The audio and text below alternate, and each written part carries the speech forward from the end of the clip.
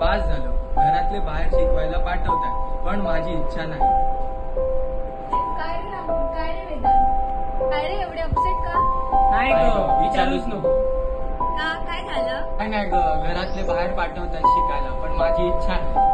अरे बाहेर जायची काय गरज, जर एवढं नामांकित कॉलेज आपल्या सिंधुदुर्गात असताना.